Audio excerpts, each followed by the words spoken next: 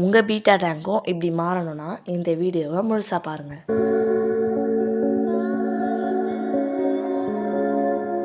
ஒரு டேங்கை நல்லா கழுவி எடுத்துட்டாச்சு. இப்போ அதில் டீக்ளோரைன் வாட்டரை ஃபில் பண்ணி நம்ம பீட்டாவை ஒரு 10 to 15 மினிட்ஸ் அக்ளிமேட் பண்ணியாச்சு. அக்ளிமேட் பண்ணதுக்கப்புறம் இப்போ மீனை உள்ளே விட்டுறலாம். மீன் பயந்துடக்கூடாது, பொறுமையாக உள்ளே விடுங்க.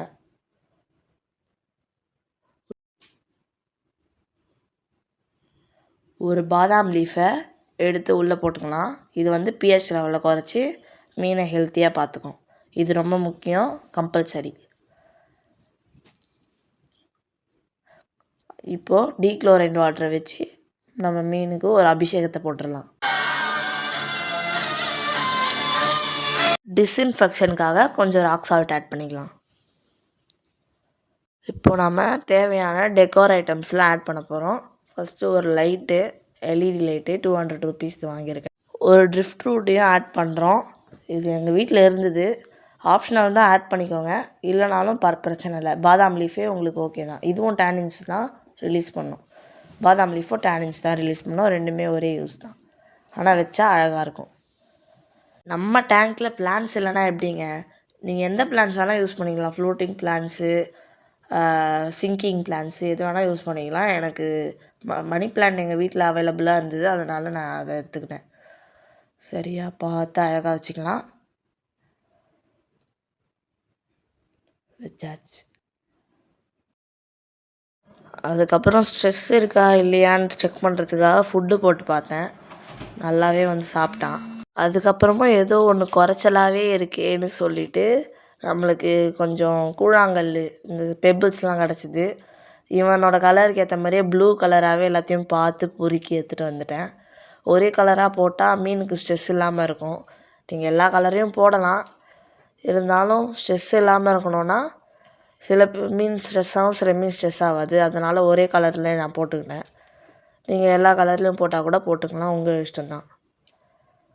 நானே என் கையால் ஒரு பாட்டிலில் கேவ் மாதிரி ரெடி பண்ணி அது ஹைடிங் பிளேஸ் மாதிரி வச்சுருக்கேன்.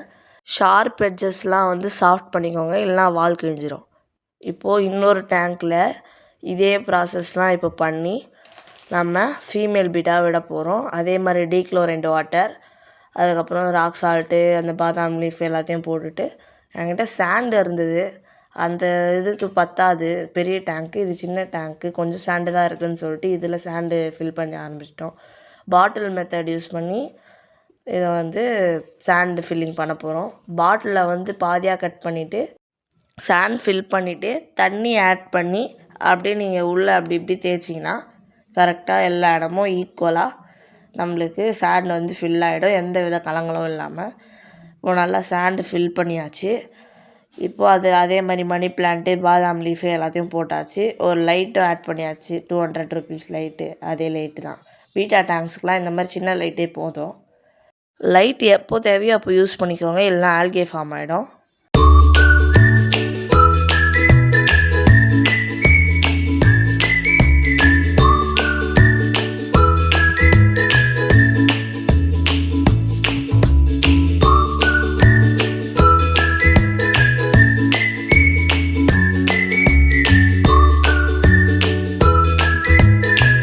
இந்த வீடியோ பிடிச்சிருந்தனா மறக்காமல் லைக், ஷேர் அண்ட் சப்ஸ்கிரைப் பண்ணிவிட்டு பெல் ஐக்கானை தட்டி விட்டுருங்க. தேங்க்ஸ் ஃபார் வாட்சிங்.